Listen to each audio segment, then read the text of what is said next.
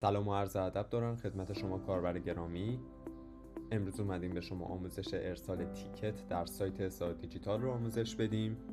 ما همیشه در تلاشیم تا پیشگام باشیم برای شما که یک خدمات پشتیبانی عالی و درجه 1 رو تجربه بکنید.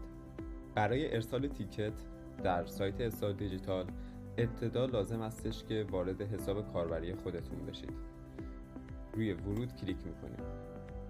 اطلاعات ورود به حساب کاربری شما برای شما به صورت جداگانه یا ایمیل خواهد شد و یا در قرارداد شما نوشته شده است. نام کاربری شما به صورت معمول ایمیل شما هستش که ما برای تست ایمیل یکی از مشتریای عزیزمون رو قرار میدیم و برای گذرواژه توی قرارداد شما نوشته شده و یا ایمیل میشه براتون قرار میدیم و ورود به پنل رو کلیک میکنیم.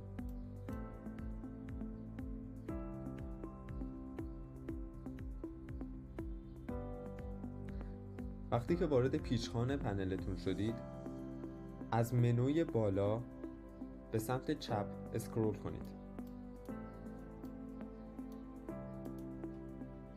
و روی دکمه تیکت ها کلیک فرمایید.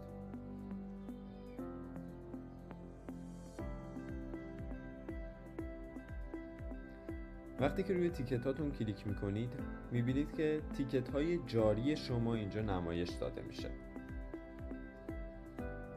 اگر تیکتی قبلا باز کردید میتونید از این لیست مشاهدهش بکنید و وضعیت تیکتتون رو ببینید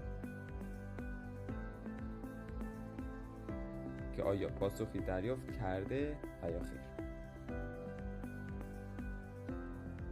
در غیر این صورت وقتی که وارد تیکت هاتون میشید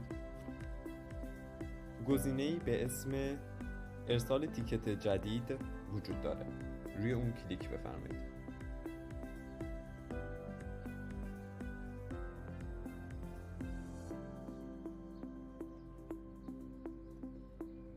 عنوان تیکتتون رو وارد میکنید.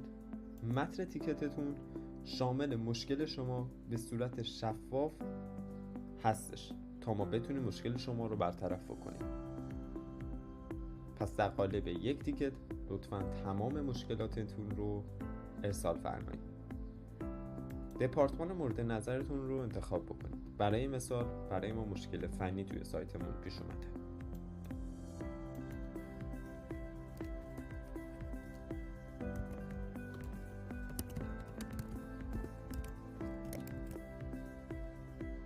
متن تیکت رو می نویسیم و سپس دکمه ارسال رو کلیک می کنیم.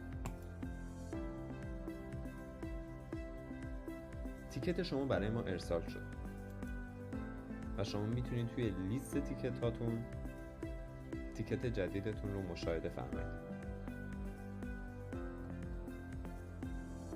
و پس از این فقط کافیه کمی منتظر باشید تا در دقایقی دیگه ما به تیکت شما پاسخ بدیم و مشکلتون رو حل کنیم. روزگار خوش. ستار دیجیتال، تجربه‌ای متفاوت از خدمات دیجیتالی.